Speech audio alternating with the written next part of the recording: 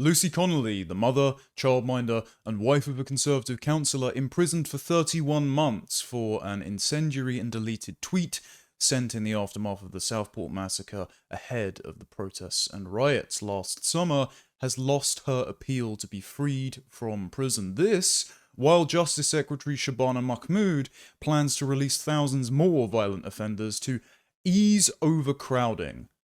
And, on the same day, mysteriously, Tommy Robinson has his 7-month sentence in solitary confinement ended because he deleted the libelous documentary which put him there in the first place.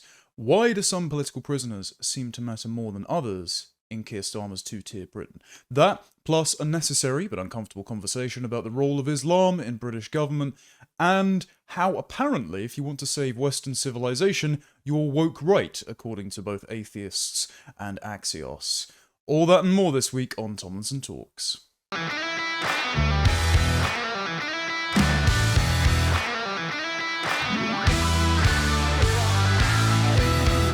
Let's begin. Yes, you'll notice we're not in the usual studio. It was unavailable, but the news was so important, I thought I'd record from my home setup. I'm sure someone's going to pause and interrogate the bookshelf behind me and cancel me for some sort of unorthodox and sacred text I've got back there. Anyway, Lucy Connolly has been denied her appeal to be freed from prison after spending multiple months inside for a tweet that she sent at the height of the Southport massacre, right before the protests and riots erupted in largely Labour heartlands last summer. If you don't know Lucy's story, she is a mother of a young girl. It's meant to be 2 children, but sadly her son Harry died as an infant due to NHS negligence. She's been diagnosed with PTSD for that, understandably.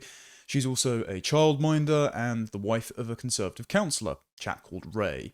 And she was sentenced to 31 months in prison for a tweet that got about 300,000 views, and then she deleted it and denounced any of the unfolding violence after Axel Rudakabana, the second-generation Rwandan, murdered 3 girls and stabbed about 11 more people at a Taylor Swift dance class in the north of England last year. Now, Connolly had the Crown Prosecution Service and the police lie about her after her imprisonment.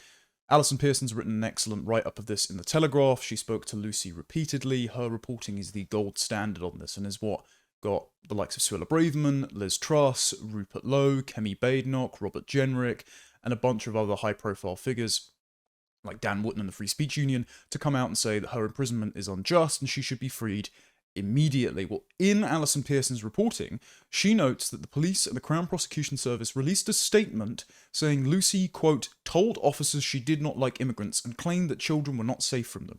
Now, that was a lie, and they only corrected it after Lucy's family requested to do this multiple times. What Lucy actually said was, in her long police interview, I'm well aware that we need immigrants. I'm well aware that if I go to the hospital, there are immigrants working there and the hospital wouldn't function without them. I'm also well aware of the difference between legal immigrants and illegal immigrants, and they are not checked, and nor is what they might have done, any crimes, in their country of origin. It's a national security issue, and they're a danger to children. Now, Alison notes this is a sentiment shared by millions of British people. In fact, including the Prime Minister, as of last week, so when Lucy was being interrogated by the appeals court over her views about immigration. This was just days after Keir Starmer had made his immigration speech and said Britain risks becoming a nation of strangers if we continue mass, illegal and legal migration. So he was even harder line than Lucy herself was in her original police interview, for which the CPS and the police took quotes out of context, contorted them to justify her imprisonment as a racist. And they even used previous posts where she was having banter with her friends, using pejoratives that denoted their region like Brummie. Now, unless Birmingham has become a race, and I don't think so, given how diverse Birmingham now is, that actual natives of Birmingham are a minority in their own city, I don't think that counts as racism. Do you? And it wasn't just the police and the Crown Prosecution Service that lied about her. The BBC, the state broadcaster, also, on a piece released on the 15th of May, said Lucy Connolly from Northampton used a social media post on the 29th of July to call for mass deportation now and urged followers to set fire to hotels housing asylum seekers. Now, 2 things there. If mass deportations is proof of Lucy Connolly being a racist, then Her Majesty's opposition, the Conservative Party, who, yes, conducted unprecedented levels of unwanted mass migration, the Boris wave was a betrayal, but have now adopted mass deportations as an official policy, and Reform UK, Independent MP Rupert Lowe, all of these people are legally racists, apparently, under UK law. So she is just adopting the policy of the party that her husband is a councillor for, and apparently, according to the state broadcaster, this is proof of racism. We're not shocked that this is the case culturally. Of course, they believe that any immigration restriction is by itself racism, even though Keir Starmer got up and said this at the press conference, that immigration needs to come down and it's not racist to be concerned about that. In 1988, he said that racism undergirds any and all immigration law, it permeates it. So this is the institutional culture, but it shouldn't be a legal standard if the second largest party in the country and the largest party at a local level and in the polls support the policy. And also, when it says that she said to set fire to hotels, that's not what she says. As you can see with the tweet, screenshotted here, she said, and I quote, "Mass deportation now, set fire to all the effing hotels full of the bastards, for all I care. While you're at it, take the treacherous government and politicians with them." Now, is that a sensible tweet to send? No. Would it meet the Brandenburg test for imminent incitement to violence under the First Amendment in the US, which is kind of the gold standard for free speech law? No, it wouldn't. It's just that she got tried under the Public Order Act of 1986 for incitement to racial hatred, because she insulted immigrants and politicians as a race, I suppose. Absolutely absurd charge. But if you notice, she didn't actively call to violence. She just said, do whatever you want for all I care. It was a flippant and ill-advised statement when the government were looking for any excuse to lock up their political opponents, and they still are. So I wouldn't advise anyone send that tweet, but she should still not be rotting in prison for it, because it wasn't an imminent incitement to violence, and it's a tweet. And when people like Ricky Jones are currently out on bail awaiting trial, despite calling to cut the throats of counter-protesters to these stand-up-to-racism astroturfed foot soldiers on behalf of the regime, he did this on camera, and he has still not had his trial. It's been delayed till August, when Hugh Edwards, a notorious paedophile at the BBC, pleaded guilty to Class A images of child abuse. He got a suspended sentence, was not imprisoned. Mike Amesbury, the Labour MP who punched a constituent in the face in Runcorn and Helsby, triggering a by-election, also got a suspended sentence, saw no jail time. So why is Lucy Connolly rotting in prison for 31 months? It is because her opinions are that which are opposed to the regime, and this is a desperate attempt to clamp down on online speech to ensure that the government's multicultural narrative, despite rapidly repudiating itself in real time because of ethnic violence and cultural siloing and the sheer cost of unproductive mass migration, that multicultural narrative remains in place, that its reputation is unquestionable and undeservedly pristine. And so Lucy Connolly is being scapegoated as a political prisoner on behalf of diversity. And you can tell this because during her cross-examination, Laurie Wastell of the Free Speech Union was present at the trial and was live tweeting this. Lucy was asked, does she have strong views on immigration? Yes. Does she think children are unsafe because of illegal migration? Yes, only because they're milling about at the school gates and recording them. Does she feel threatened by immigrants? No. Does she hold a hatred of migrants? I do not hate migrants. The fact that she had to undergo this struggle session in the UK court delegitimizes the entire UK justice system, especially because the judges couldn't reach a verdict on the day, they had a written verdict the following week, and they've still kept her in prison. And she is just voicing views that Keir Starmer himself now apparently holds, and she is sitting in prison because of it. She's sitting in prison because of her opinion about immigrants. The government exists to run a protection racket for the reputations, the unearned pristine reputations, of aggrieved minority groups and Muslims. And it is clear that Lucy Connolly is just a victim of that protection racket. In its closing statement, The Crown, that Laurie Wastell sums up, says, the post was a continuing reflection of her racist mindset. Other posts demonstrated her racist views. She clearly intended to stir up racial hatred and serious violence. Racial hatred and serious violence are not synonymous.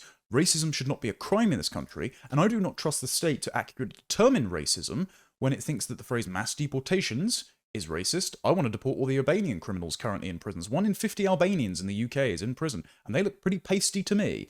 They think that discussing the grooming gangs, the composition of these child abuse gangs being predominantly Pakistani Muslim by all the available stats, they think that's racist. Hell, they've said that drinking milk is a sign of white supremacy. I don't think these people can determine what is and isn't racist credibly. And so, even if I were not opposed in principle to making this form of speech a crime, in practice, it still is unworkable. So, those are two damning strikes against the British judiciary.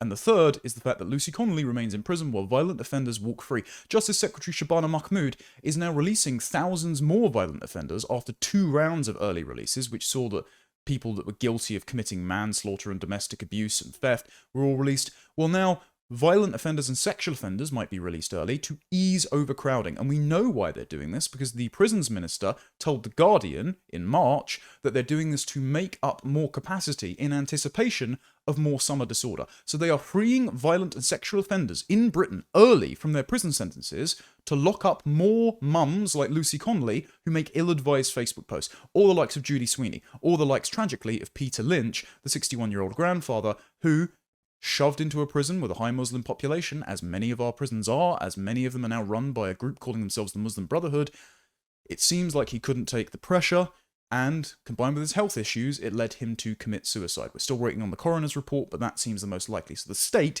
killed that man, they killed a political prisoner, by throwing him to the wolves and calling him far-right. And we know now that narrative is not true because of multiple reports that have come out and said, yes, the police contorted the narrative to protect the Muslim community. Merseyside Police Chief Constable said this herself, and that there is no organised far-right behind the Southport murders. The EDL is totally defunct, and it was actually just outraged parents and children in Labour heartlands who were upset about mass legal and illegal migration, regional poverty, and the murder of 3 children by someone whose identity was being concealed because we all knew that it wasn't going to be your average Welsh choir boy. So, Alison Pearson wrote immediately after the review hearing, before the sentencing was handed down. She wrote up some of the statements that Lucy Connolly had said during her appeal. Lucy said, anytime people speak out about immigration, you're always racist. It's not racist, I just ignore it now. And Alison said she wanted to cheer during the courtroom, but obviously she wasn't allowed. The system has tried to make Lucy Connolly a sacrificial lamb, but she won't go meekly to the slaughter.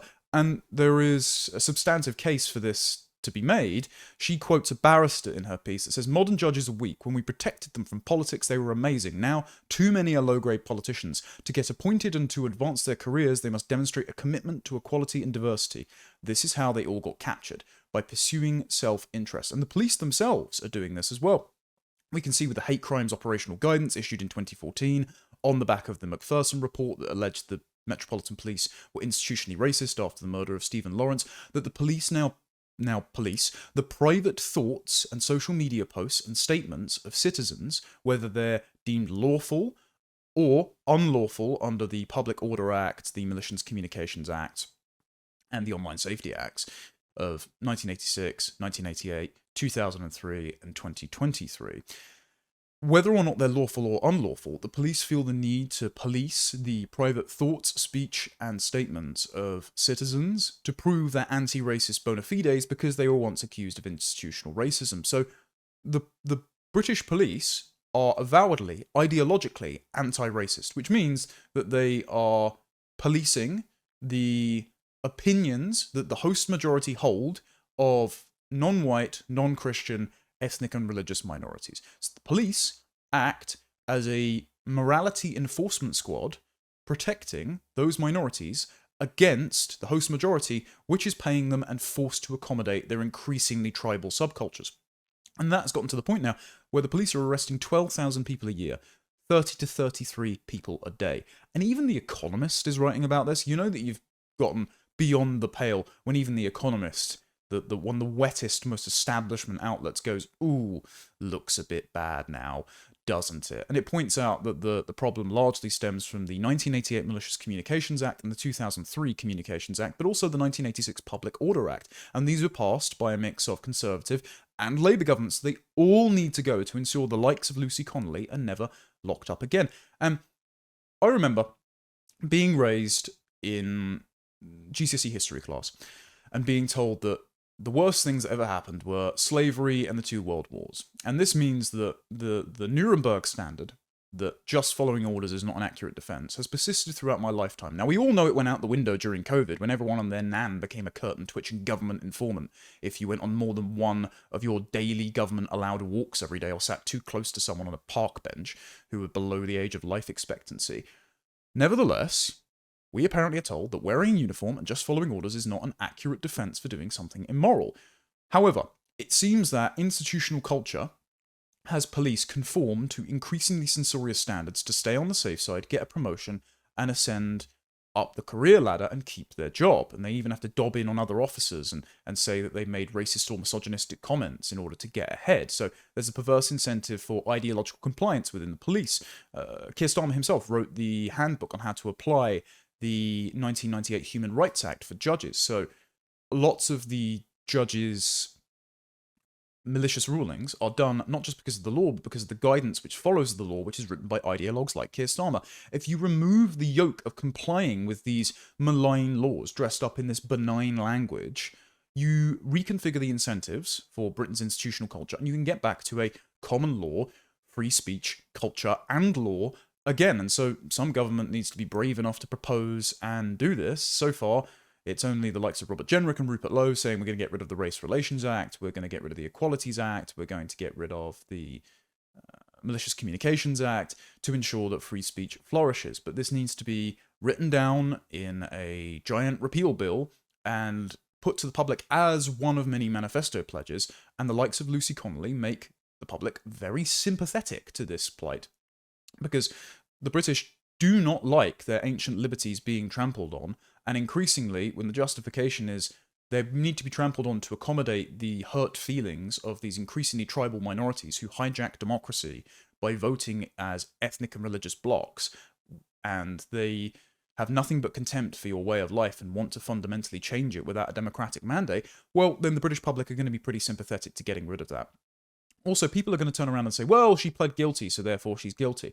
As Toby Young of the Free Speech Union, now Lord Young, told myself and Harrison Pitt on Deprogrammed a little while ago, lots of these Southport political prisoners got really bad legal advice, and they were swept up in the working round-the-clock magistrates' courts that Keir Starmer mobilised to convict them quicker.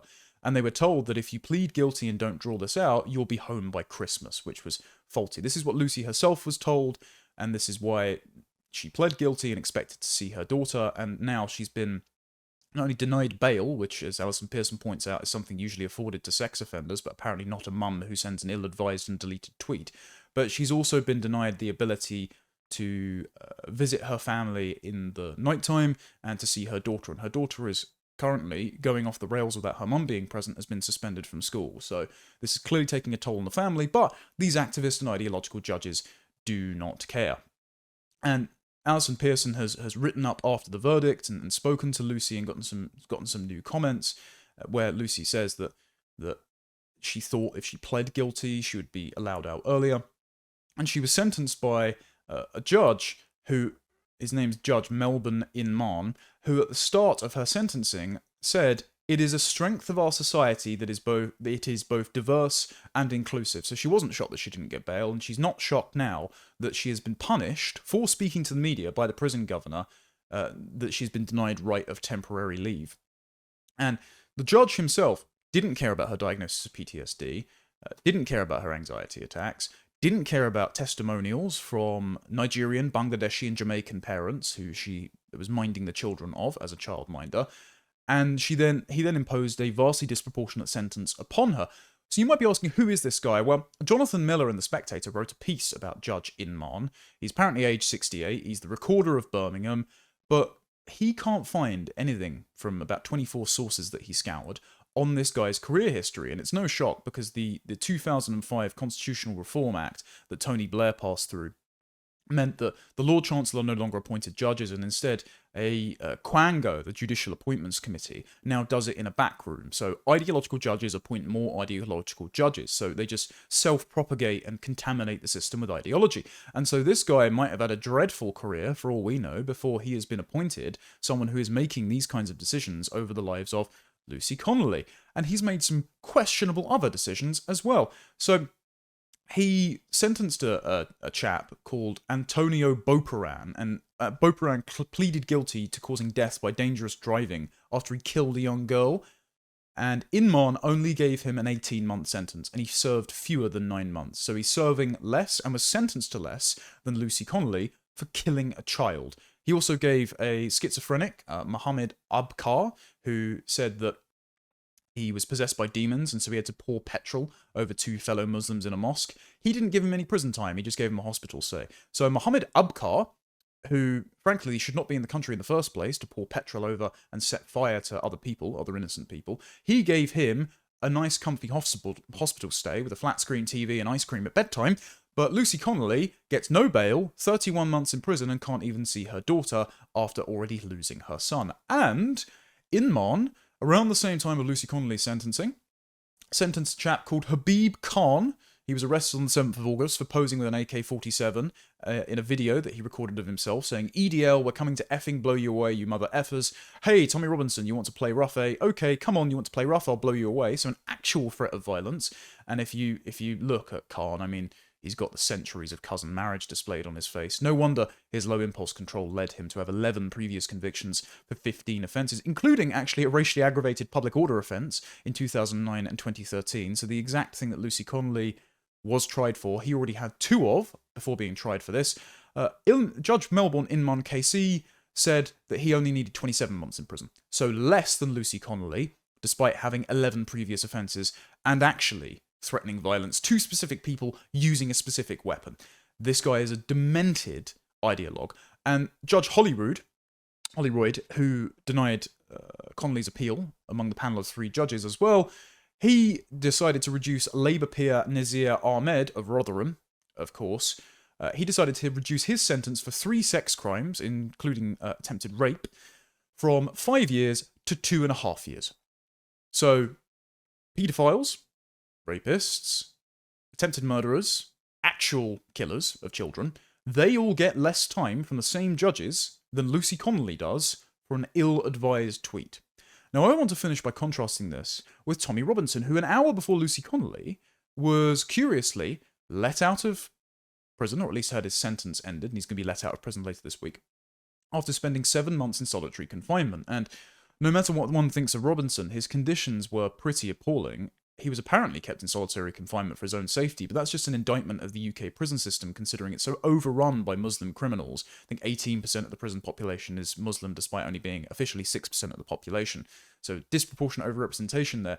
It's an indictment of the UK prison system that it couldn't keep Robinson safe and had to put him in very punitive conditions for a civil offence. A civil offence which was brought forward, by the way, by Lord Hermer, the Attorney General, the highest lawyer in the land, a political appointment, over X because Robinson wasn't in the country. So that's an unprecedented intervention by the government. So the government has been involved at all stages in Tommy Robinson's case, and they were involved here today.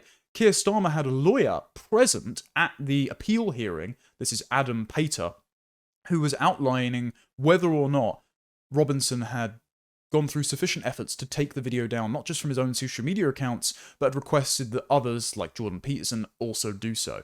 And they demonstrated that Robinson had gone above and beyond, via the people that still have access to his social media accounts, to do this and pursue this, and those who hadn't taken it down had left the video up in defiance of Robinson's wishes. They were, of course, referring to Silenced, the film that was ruled libelous in 2022 that Robinson showed to a crowd of thousands in Trafalgar Square in 2024. Why was Starmer's lawyer present at this? Well, not only has the government been involved at all stages, but it seems to me that Tommy Robinson is a more acceptable political prisoner for the government to release at this time than Lucy Connolly. If they release Lucy Connolly, they admit that lots of people were unjustly locked up for peaceful protest and ill-advised words on the internet, but nonetheless words.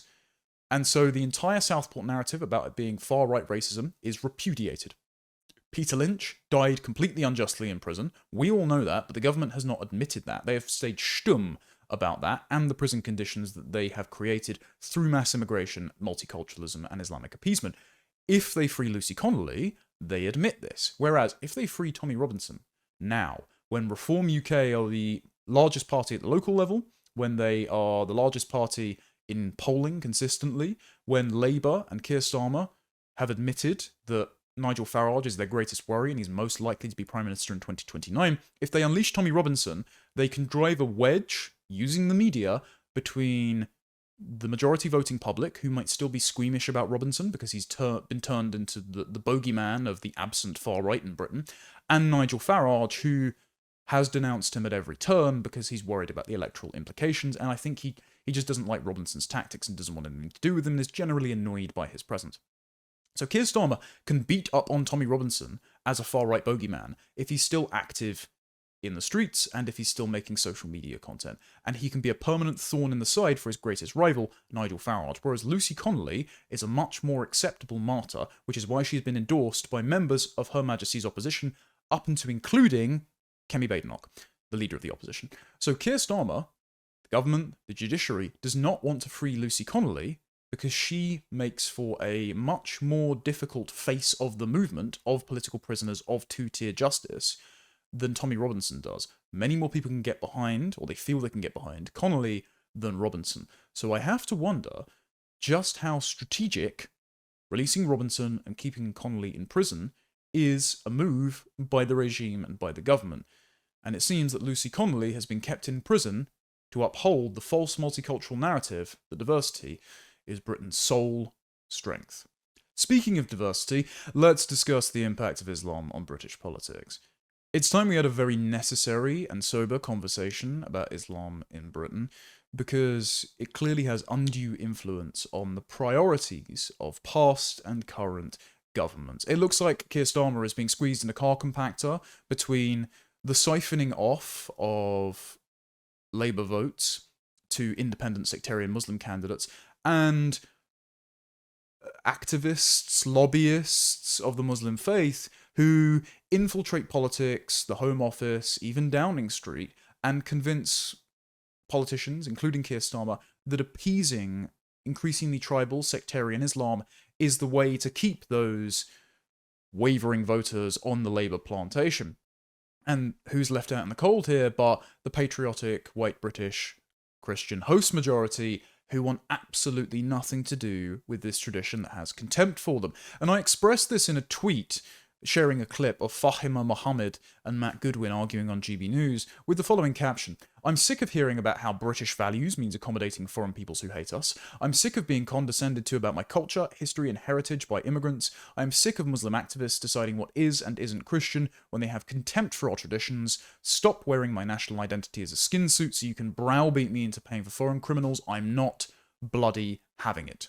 It's so easy to just criminalise them and make them all when they are actually also very vulnerable. Your starting point is always, what about the rights and the sense of fairness for people who are coming from outside British of the country values who are breaking our law? I'm sorry, they're not all breaking the law. They're not all breaking the law. You live in some fantasy land. No, you live in a very different land. The British culture is based on the notion of fair play, which is if people come into the country... Which is humanitarian as well, refuge. And it's also Christian for you to also not be so hostile like you and talk like you and put everyone in that sort of boat like they are. 300,000 refugees in recent years, and you're sat there saying that we are not humanitarian. What planet are you living on? I'm saying what you're saying now is not humanitarian. What, that we should control our own borders? That's not right. I'm saying that we should obviously control our own borders. Right. No one's saying that we shouldn't. You are. But the way you're saying it, you're taking me out of context. I'm saying the way you're saying is that when they're coming in, or if they're coming in, they're all criminals. They're all wrong. They're all going to do something. They're all taking our money. They're all there because they just want economic sort of gain. It's not like that for everyone. And even if they want to, they want a better life because their houses, their countries are being bombed. Their countries are being bombed. Then countries safe for legal routes. Don't break the law. So easy for you to say when your family is not being, bombed and they're not actually being asked to pay for the crisis. I'm a taxpayer. So I work hard. Everyone watching this show. So am I. Right, so why should those people be asked to spend billions of pounds every year on a crisis that their leaders refuse to fix? Well, then it's not their fault. It is the politicians' fault to get it right and to get those processes right. So let's fix the crisis. Yes, the crisis, but don't just blame the sort of migrants that are coming. It is to do with the politicians and people like yourself who are in these kind of, big sort of parties that are putting the blame on the wrong people. Now, as you can see in that clip, Fahima Mohammed is sort of ducking and weaving to find a gap in Matt Goodwin's armour and just trying to press any buttons that she thinks will cause him to submit and agree with her. This is why she says it's not the Christian thing to do for you to deter thousands and millions of fighting-age males who are just here for economic opportunity, despite herself not being a Christian, because if she believed in the Christian thing to do, she wouldn't be wearing a hijab. And also, how British values, condescended to by an immigrant who has nothing but contempt for our traditions, how British values means accommodating all of those millions of strangers who have nothing but contempt for our way of life. I'm sick to death of being condescended to by this, and so are lots of people, considering the massive response that this tweet received. It seems that people are sort of holding in their breath, feeling afraid to criticise this religion, which has a privileged position in British politics. And Fahima's arguments are fallacious because all of said vulnerable immigrants, asylum seekers, illegal migrants, that she talks about, they themselves are very honest about the fact that they are just here for money. I mean, Patrick Christis went down to Calais a couple of weeks ago and interviewed these men living in tents and squalor, but still making enough space for laying out prayer mats so they can kneel down and rub their head on the carpet 5 times a day. And he spoke to a guy and said, why did the British public owe you a house? And this guy, who speaks little to no English, still knew the words, give me. Why should English people pay for you to have a house?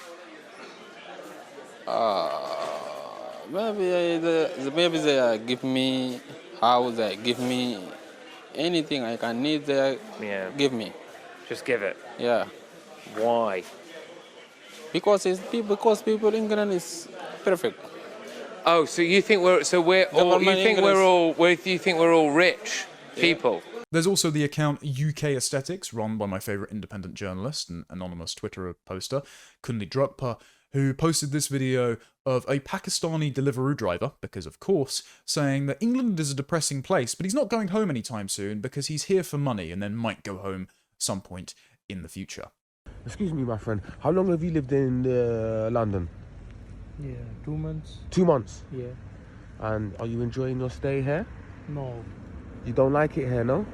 Why? No. It's very like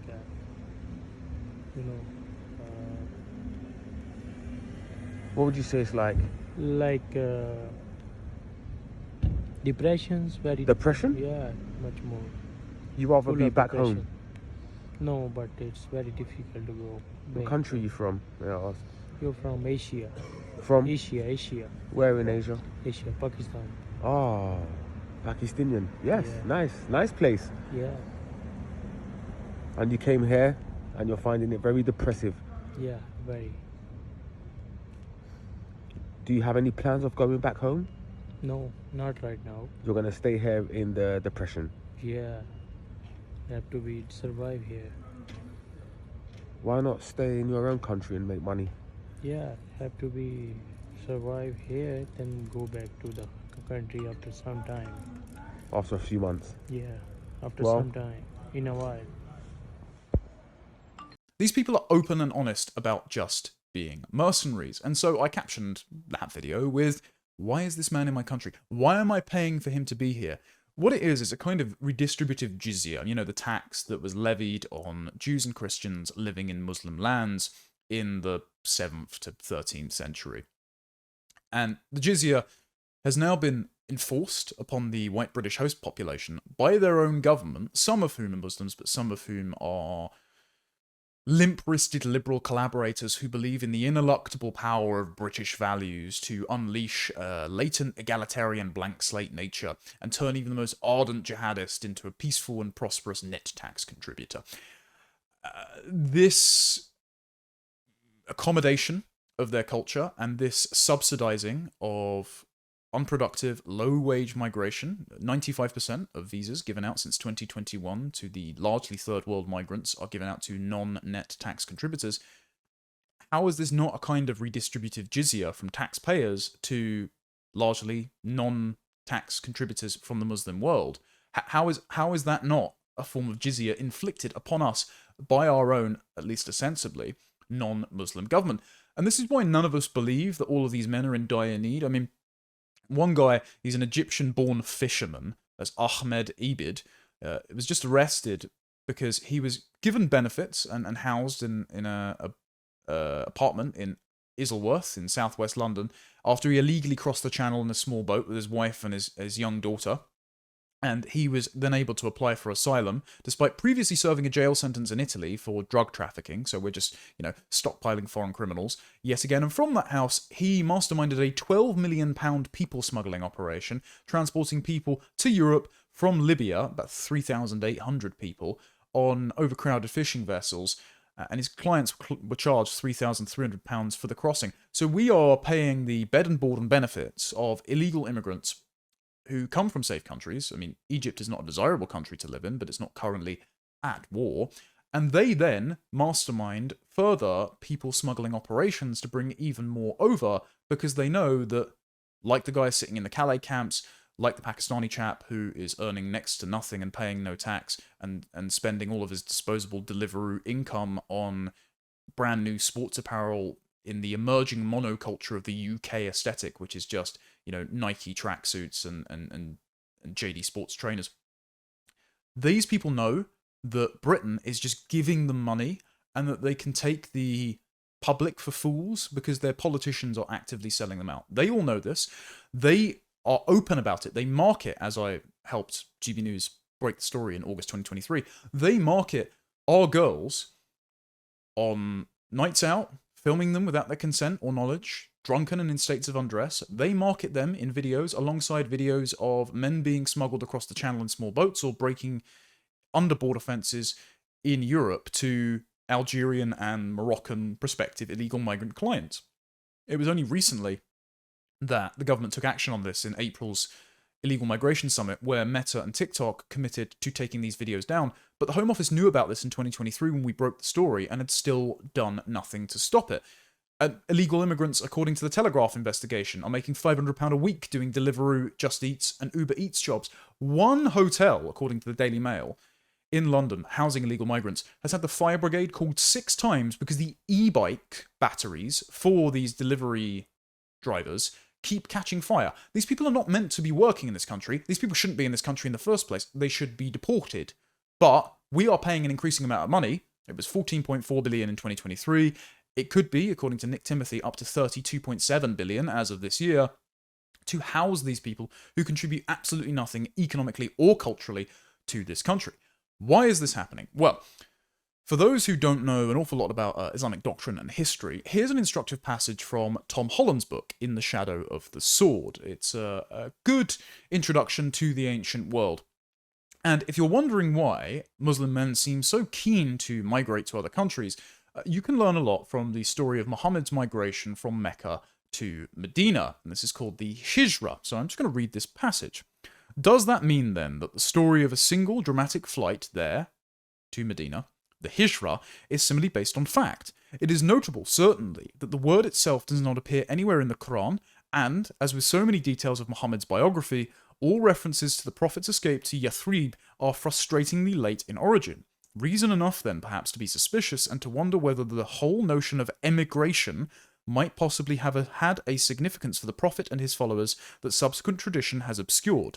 Memorable the story of the Hijra may be, and yet there seems to lurk behind it the hint of something more seismic.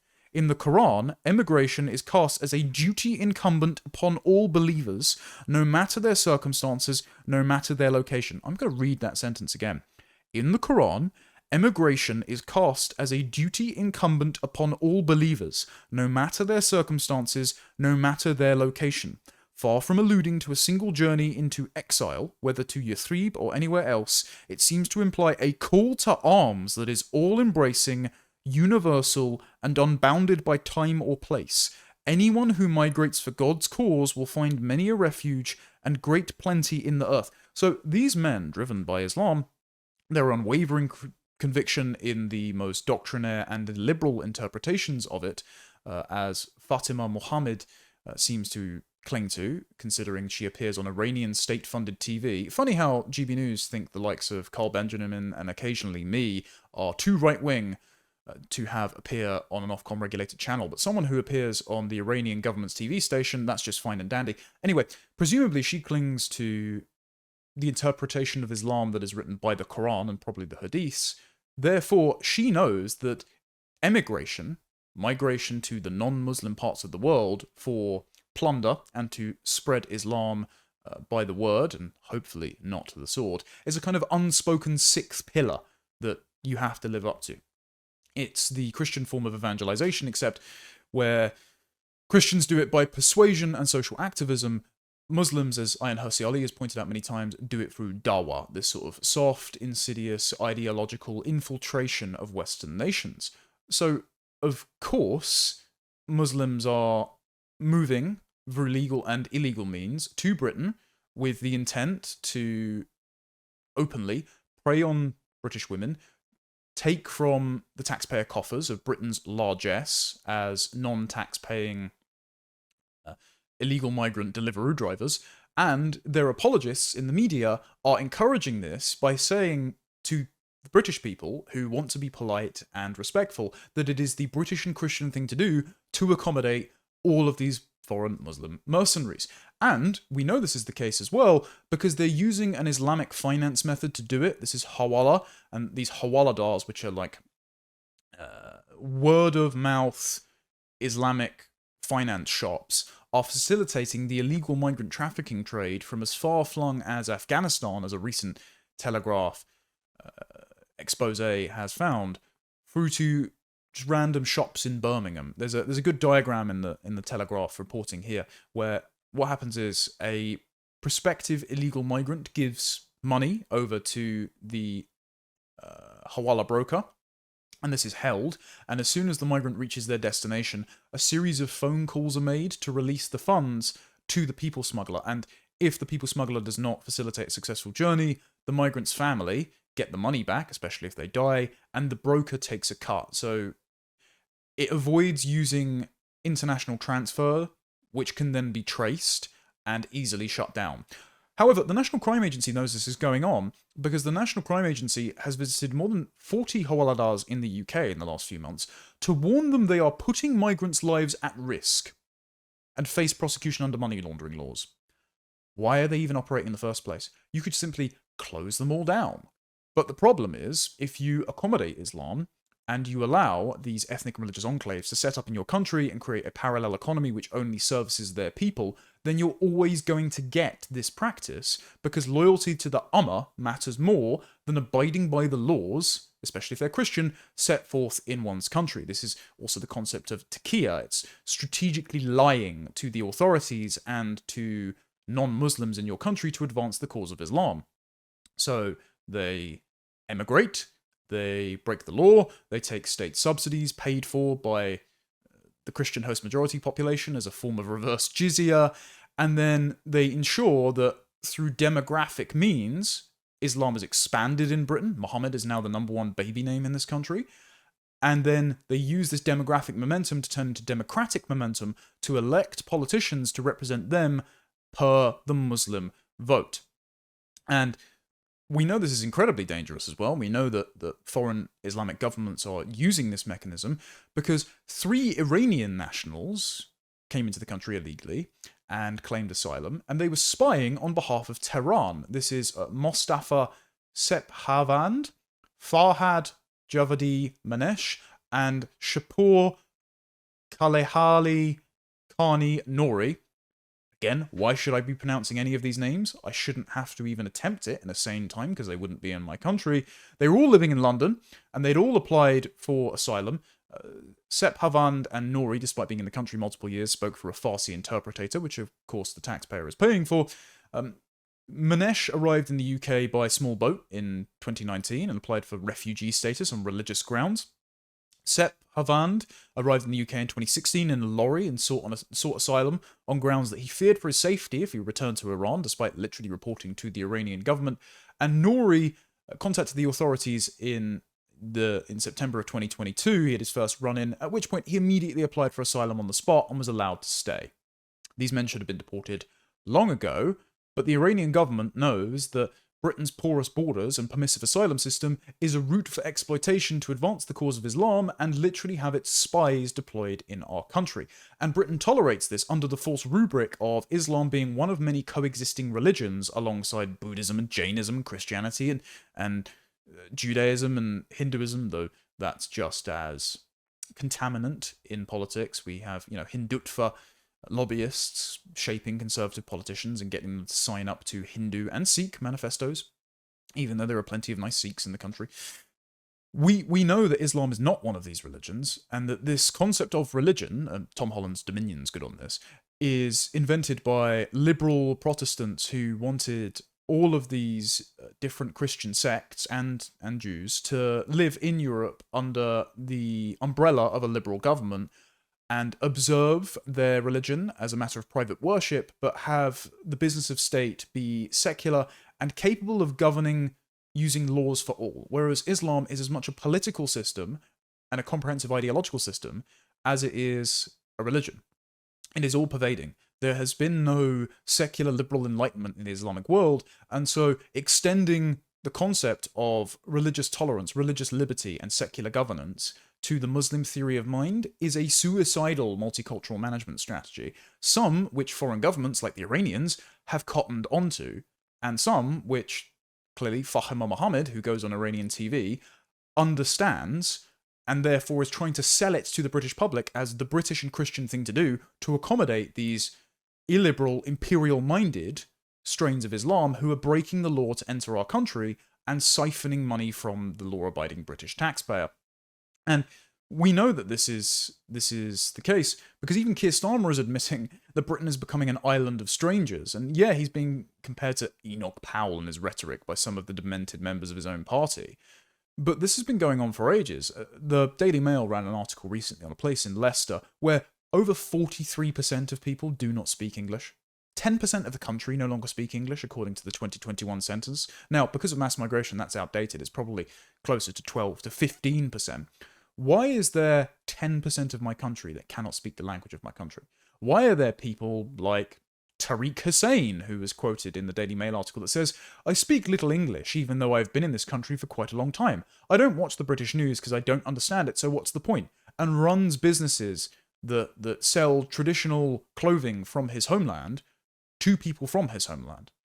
Why are there people that Azhar, an official Leicester mosque, says, a lot of our women don't speak English because they don't go out to work, and in recent years we've had a lot of Pakistanis from European countries settling in Nelson, in Leicester, because they feel more comfortable here. They shouldn't feel comfortable creating colonial outposts of their homeland in this country, because a country is not just the landmass or values abstractly percolating in the ether that turn people into members of that country. A country is a specific people in a specific place who over time practice consistent beliefs which forms a culture which belongs to those people.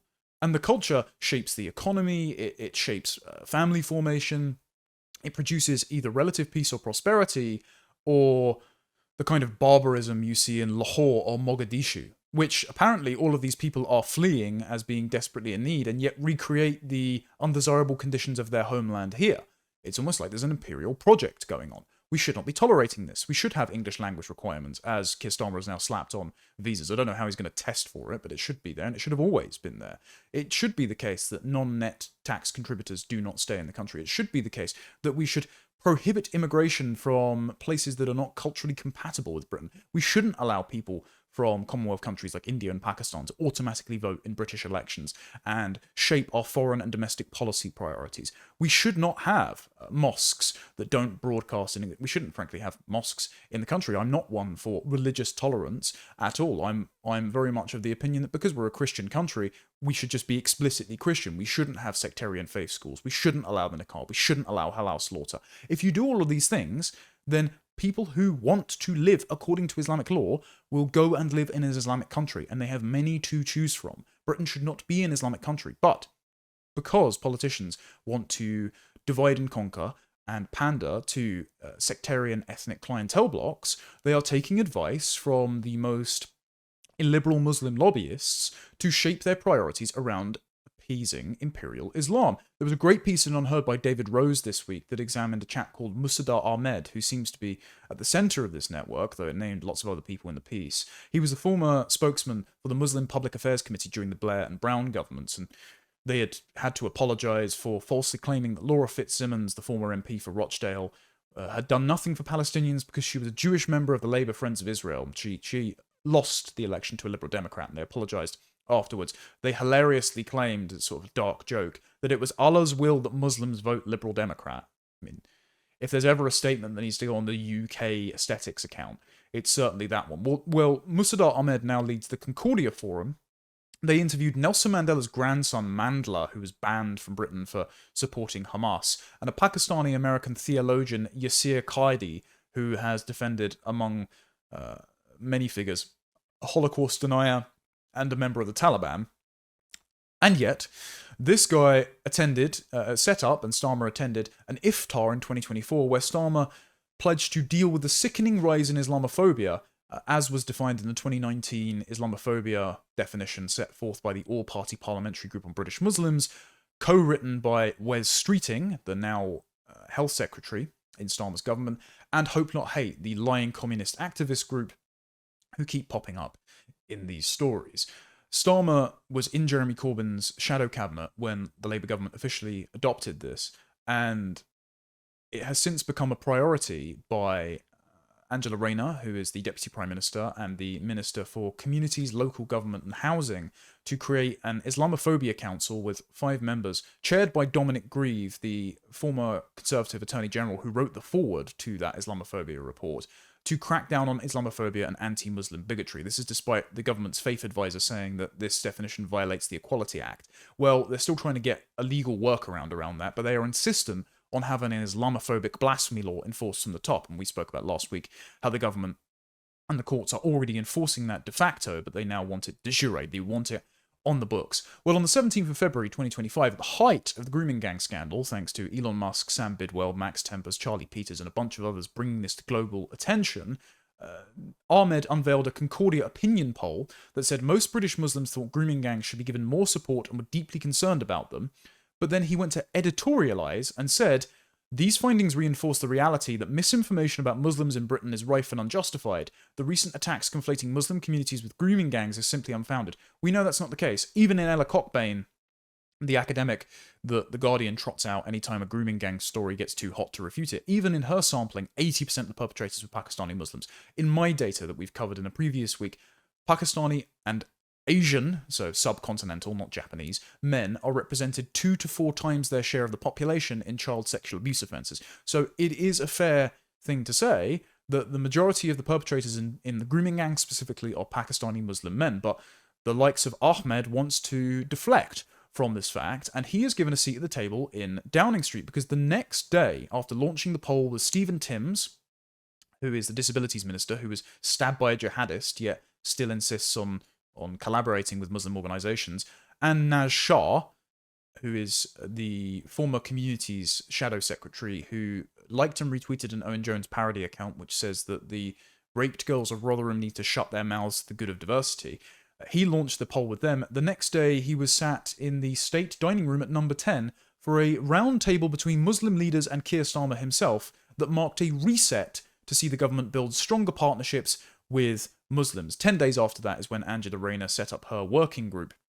Now, one of the members of Angela Rayner's working group is Akila Ahmed, and she launched in March the British Muslim Network to promise that British Muslim perspectives and experiences can engage with and shape policy. Advisors include the former Tory peer Baroness Sayeeda Vorsi, who is also on the All-Party Parliamentary Group on British Muslims, who proposed the Islamophobia definition. The definition is as follows. Islamophobia is a kind of racism rooted in racism that targets Muslimness and perceived Muslimness. It's as circular and self-referential as the what is a woman definition that was kicking around at the height of the trans madness, and is purposefully a broad net that allows them to ensnare critics of Islam in blasphemy charges, while letting the most illiberal strains of Islam escape scrutiny. It is the peak of the phrase, for my friends everything, for my enemies the law. Akila's co-chair of the British Muslim Network is Kari Asim. He got an audience with King Charles at Buckingham Palace in February, signing the Reconciliation Accord with Jews. Qari Asim is a trustee of Hope Not Hate's Charitable Trust, who again co-authored the all-party parliamentary group on British Muslims' Islamophobia definition, and who employ former Nazis, now members of the British Communist Party, Matthew Collins, as their head of research, who praised Stalin's Red Army at a Hope Not Hate event in 2013. Qari Asim had also been fired as Michael Gove's advisor on Muslims when Michael Gove served in the same position in the former Conservative government as Angela Rayner, because he supported protests against the film about Muhammad's daughter, The Lady of Heaven, where loads of Muslims gathered outside Cineworld to intimidate staff members into not airing the film. The article also mentions organisations like MEND and the Muslim Council of Britain, the latter of which is banned from engaging with Whitehall, but Stephen Timms still went to one of their dinners recently, seeming to violate the ban, but facing no consequences. The Muslim Council of Britain has recently elected a new Secretary-General called Dr. Wajid Akhtar, who said Muslims must raise generations of Saracen after Saracen after Saracen. Now, I would consider that a very thinly veiled, no pun intended, call to violence. Again, no consequences for this, and it seems that they're forging closer ties with the British government. Others at the number 10 round table with Keir Starmer, who were lobbying to end the government's ban on the Muslim Council of Britain, and have shaped the Muslim Vote organisation, which unseated a series of Labour MPs at the last election for sectarian Muslim independent candidates like Ayub Khan, who recently dismissed the grooming gangs as a false right-wing narrative done to sow division. On the general election day, the Muslim Vote boasted, "This is just the beginning, not the end. This has always been a 5-year election campaign. To all the naysayers who said the Muslim community can never unite, can never coordinate, tonight you had your answer. We take one step towards the Almighty, and his help comes raining down." It just so happens that Mohammed Jalal, the former leader of proscribed group Hizb ut-Tahrir, was also a leading figure in the Muslim Vote. So you've got legal but illiberal, in Baroness Forsy's words, Muslim groups, and now proscribed groups, former members of proscribed groups, shaping a Muslim Vote organisation that is nipping at the heels with Labour, driving them to liaise with very illiberal Muslim advisors and self-appointed community leaders who are Islamifying the priorities of the Labour government to appease those Muslims so that they don't go astray towards specifically Muslim candidates. So the government is bending over backwards to accommodate Muslim interests. The immigration system is importing millions of illiberal, non-tax contributing Muslims, and then people who go on Iranian state-funded media when the Iranian government is exploiting the illegal migration system to deploy its spies here, they are acting as apologists, telling us it is the British and Christian thing to do to accommodate these people. I think this is a clearly insidious act of ideological dawah that is slowly morphing the UK by demographic, cultural, and democratic means into a Muslim country. Well, the white British Christian host majority and some of their friendly minorities who have actually fled Muslim persecution, like Maya Tusi from Iran and Ayan Hirsi Ali for Somalia, they don't want this to be the case, and they suffer a complete lack of representation. And as of yet, other than the likes of Robert Jenrick, Nick Timothy, Neil O'Brien, Katie Lamb, and Rupert Lowe, little if any politicians are brave enough to speak about this. But as this issue increases in salience, eventually they're going to have to. And so they're going to have to drop their cordon sanitaire that prevents them from being excluded from polite London dinner parties. They're going to have to engage with the issue, and they're going to have to understand that Islam has imperial intents, and its cultural standard bearers from the Muslim world are very clear in the reasons that they're coming over to do this to this country. Speaking of saving the country, apparently if young men want to save the West, you're now woke right. Ooh. Now, look, back when this all kicked off in October, I wrote a piece for The Critic where I said, without a clear definition, woke right begins to look like an attempt by yesterday's left to tone police, gatekeep, and redefine the right. That way, heterodox liberals position themselves as the sensible centre between two extremes, and maintain their positions of intellectual credibility no matter how far the Overton window shifts. Antagonism will arise from left-behind liberals seeking to rearrange the furniture on their new political side without examining how their first principles rendered them vulnerable to woke subversion in the first place. So, woke right, I believe, was always a cudgel with which to beat actual social conservatives and Christians and post-liberals on the right, because it has become a refugee camp for the left-me liberals who do not want to examine, because it is too painful, how liberalism was so vulnerable to woke subversion that it ended up in the last stage of the woke revolution, of which they were temporarily embarrassed. And instead they would just rather rewind to the stage of revolution they were comfortable with, and they find it icky that they're surrounded by conservatives who want to undo the entire liberal project. And bear that in mind when we go through the following article by Axios. So Axios has said, inside MAGA's fight for Western civilization. Zoom in. For MAGA loyalists, taking this long view, preserving Western civilization is the new Make America Great Again. They proclaim America as a Judeo-Christian country that's the successor to the great European civilizations of Greece, Rome, and the United Kingdom. They see a modern Western civilization as one that prizes freedom, the rule of law as they interpret it, meritocracy, and the nuclear family. Yes, that's all very particular to the countries that you name. Now, Western civilization is a concept that was popularized along with Judeo-Christian in the aftermath of the Second World War, where for, yes, purposes of ideological continuity, but being value neutral here, for matters of geopolitical expediency, Israel and the Jewish people, after the horrors of the Holocaust, were trying to engage in a PR exercise to closer tie themselves to the Christian West. The West being the bloc that was west of the Eastern Bloc, under the Iron Curtain, under the domain of what Dwight Eisenhower called the godless communism of the Soviet Union, and I think that's a pretty fair description. And Judeo-Christianity shares a origin point with the Old and New Testament, even if the New Testament threw out all of the laws of the Torah and only kept the stories of the Tanakh. And of course, there are parts in the Talmud where certain rabbis disagree with the presence of Jesus and condemn him to boiling in a lake of excrement forever, but not all Jews abide by that, so we can't judge them collectively.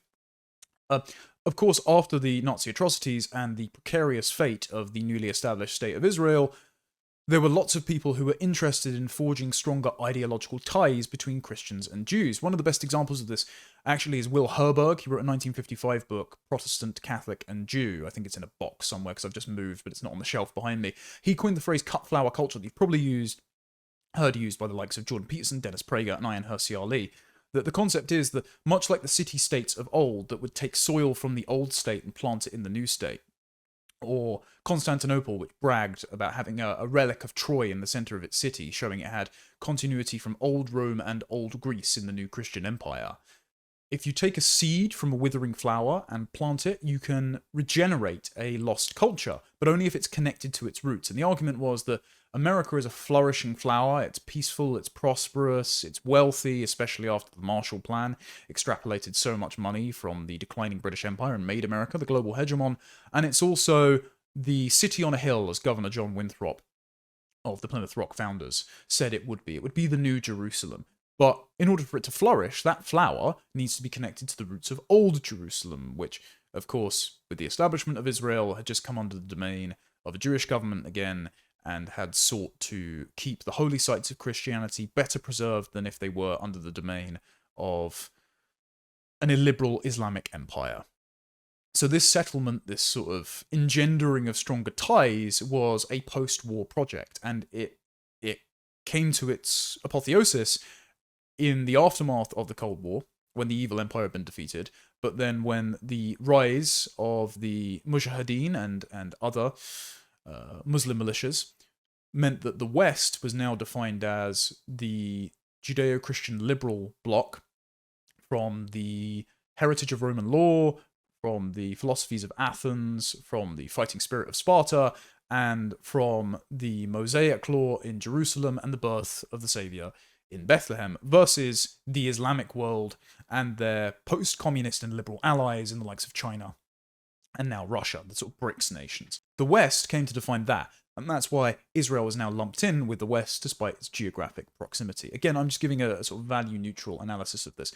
This is the kind of argument that you'll find in Ben Shapiro's The Right Side of History, that the West is summed up by Rome, Athens, and Jerusalem. And so for Axios to act like this is just a new revelation to them, or to stumble upon this as a strange concept, is basically playing hatchling.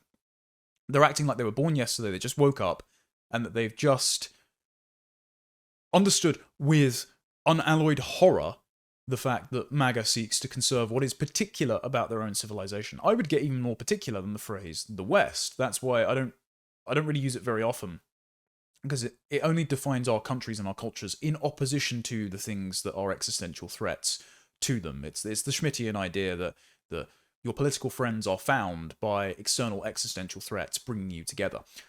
Instead, what National Conservatives would like to do, which is the strong strain of the philosophy that runs through MAGA, thanks to J.D. Vance being a student of René Girard and Rod Dreher and Patrick Deneen, what they seek to do is preserve everything particular to their country.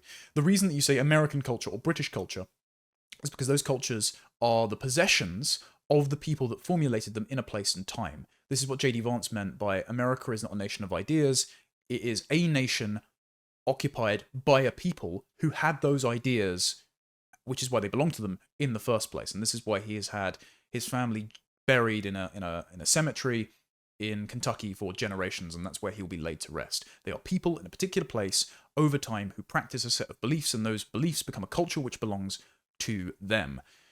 Contrast that with liberal universalism of both, yes, the woke progressive left, but also the left behind liberals, who are now using the phrase woke right, who believe that you can make laws for everyone because there is an anthropology of universal human sameness. Everyone is just a fungible, disposable consumer unit, pried apart by the happenstance of geography, because Pangea broke up originally, but we were all living in something akin to a secular Garden of Eden. We were all living in a state of freedom and equality, and so if you enter the Rawlsian veil of ignorance and strip yourself of all cultural prejudices, through a full exercise, you can make laws and a cultural condition that is suitable for all people in all times and all places. And therefore, anything that smells like particularism or national conservatism is anathema to them. And this drive in national conservatism is also being driven by a surge in Christianity among young men, something Axios is also very upset by. And Christianity, despite accusations from Nietzscheans who have good critiques of socialism, but I think incorrect critiques of Christianity, that it is a universalizing doctrine of weakness. Remember, the final verse in the Gospel of Matthew was, "Go forth and be a minister to all nations." It was not try to reconstruct the Tower of Babel again and make one universal homogenizing system, but good this time. So Christianity is actually very respective of people's cultural particularities, which exists in times and places, which is why evangelization needs to be ergonomic to people's cultural sensibilities. It's not just a cookie-cutter imprint ideology that impresses itself upon a people, and then all of the leftover dough that falls outside the imprint is to be discarded. Their culture is just to be thrown away, and they're to conform to the system. That's what liberalism does, based on the blank slate anthropology that we're all the same underneath, and that differences in economic outcomes, in education, in culture, in preferences are all entirely arbitrary. And so you can take a person from this part of the world, drop them in a liberal society, and they'll slot seamlessly in like so many cogs, because we are all latently equal deep down and underneath. And this brings us to the phrase woke right, because what the woke right is, as a tool, is a stick with which the establishment mainstream can pick up on behalf of uncomfortable liberals to beat their socially conservative, nationally conservative, and strongly Christian compadres, because they don't feel comfortable sharing the right with them. The right was their refugee camp, and they now want it to be their new home, in which they can rearrange the furniture at the expense of the homeowners.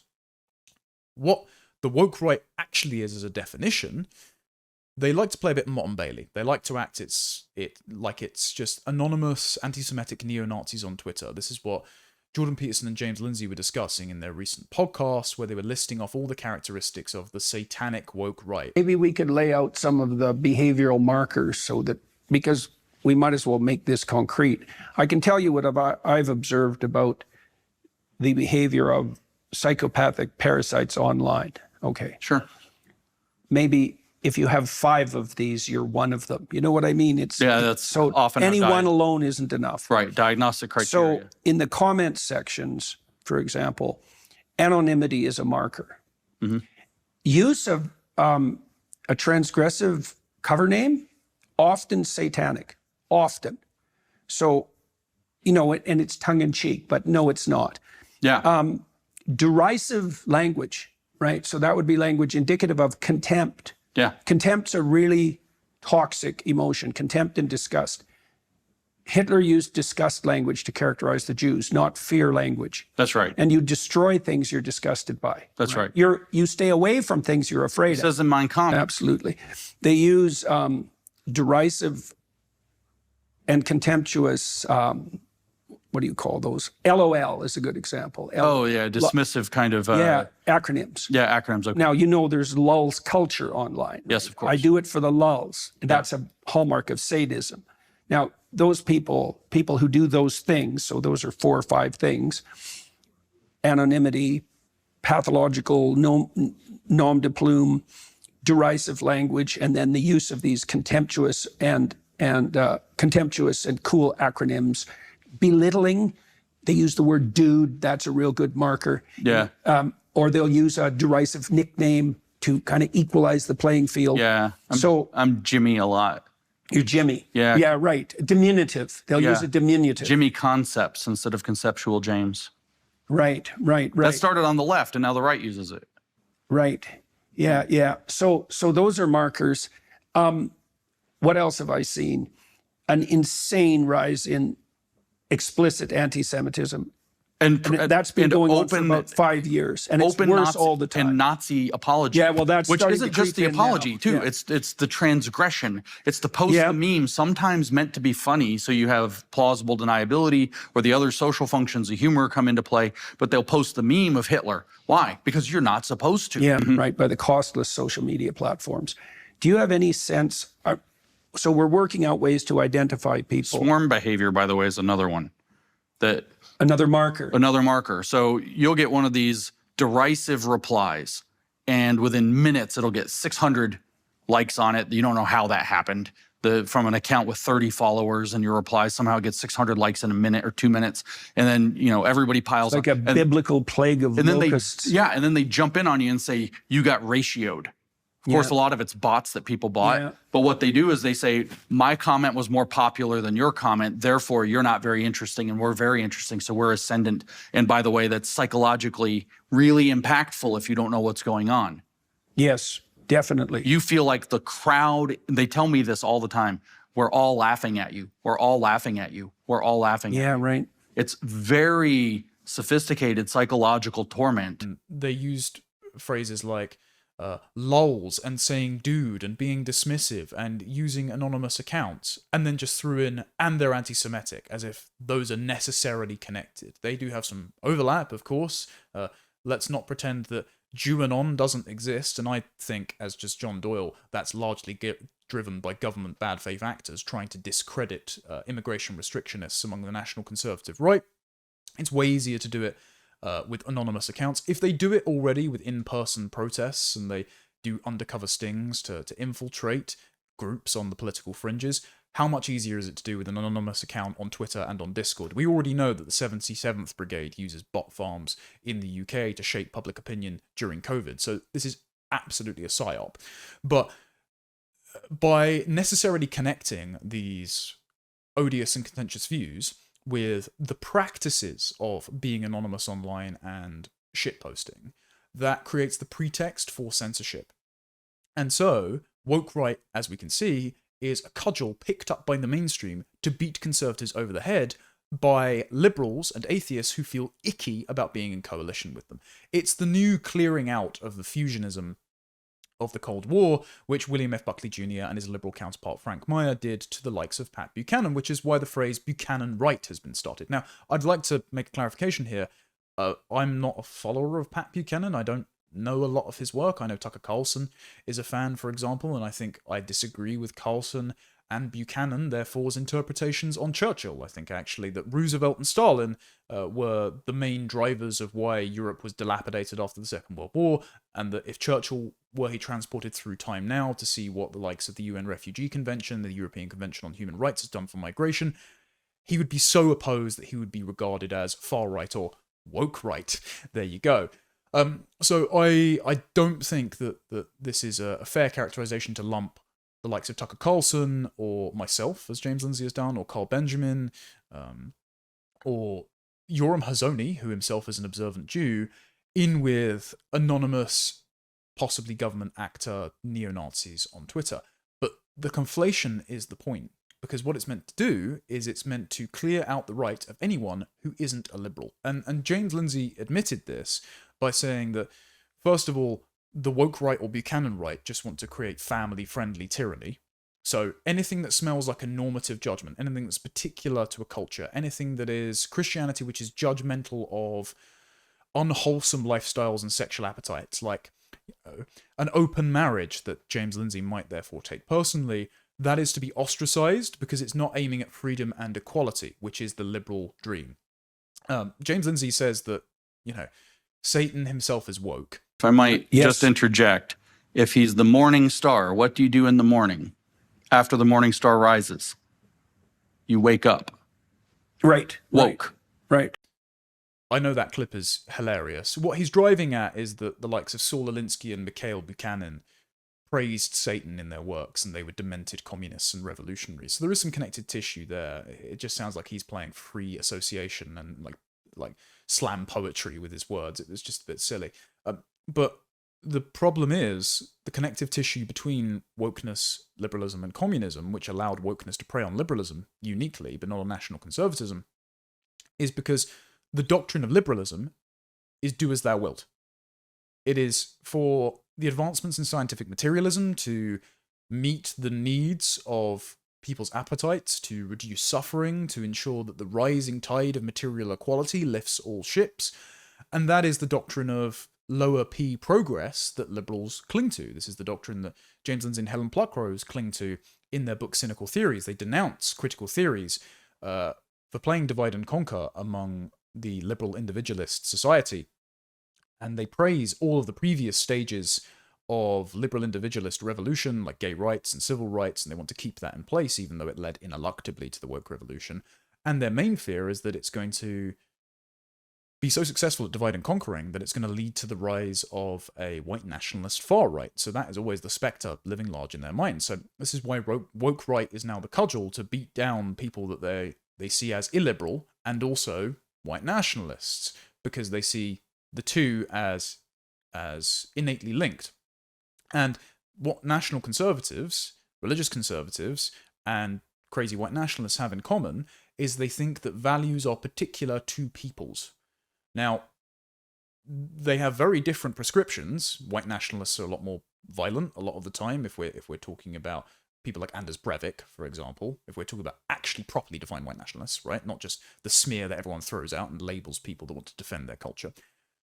Whereas national conservatives are more interested in the formation of a state in the direction of the common good. But anything that smells like exclusivity, anything that smells like normative ethical judgment, is radioactive to universalist liberals, because they think you can make laws for all people in all places and all times. And this philosophical contradiction has opened up like a fissure in the anti-woke coalition, and this is why the phrase woke right is being used to clean house by the liberals who have found themselves in this camp. And there is an admission that this is just blatant mean girl reputation destruction, you can't sit with us at our lunch table tactics, by Lindsay, because he responded to a tweet by Dr. Taylor Marshall, who was praising the new Pope Leo's anti-communism, and Lindsay said, well, you don't believe in this anti-communism, because if you did, I would be your leader, actually. I would be prom queen if you actually believed in my liberal anti-communist values. Instead, you're basically one step away from fascists and you're basically communists yourselves. So the term woke right is used by people who believe in universalist liberalism, who believe in this anachronistic anthropology of the blank slate, to attack people who want to defend their portion of Western civilization, but believe that the values of that portion are particular to that portion. They want to defend Christianity that is particular to America and Britain. They want to defend British culture, American culture, German culture.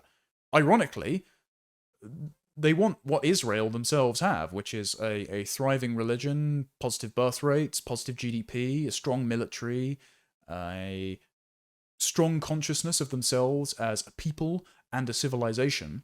They just want that for themselves, which I think is kind of like the Western argument saying that, you know, the Christian West after the Second World War should support Israel being folded back on itself. And I think there's a strong argument to have there. So lumping in Western civilization chauvinists and national conservatives with anonymous online neo-Nazis is just poisoning the well, and it's a blatant attempt at reputation destruction by liberals who feel uncomfortable that you can't just rewind the revolution to the non-judgmental liberal stage that pre-existed critical race theory and gender ideology. Instead, what you're going to see is a muscular reassertion of national identity and Christianity. And, okay, if liberals' consciences start gnawing at them because of lifestyle habits that they feel bad about being judged for, sorry, me saving my civilization makes a lot more sense and matters a lot more than you feeling better about yourself. So the term woke right is a total nonsense and should be consigned to the philosophical dustbin where it belongs. Anyway, I should be back in the regular studio soon. Keep eyes peeled. There'll be a fun interview coming up on the show. I just got to book it and work around parliamentary recess. Until then, until next week, thank you very much for watching. Take care, God bless, and goodbye.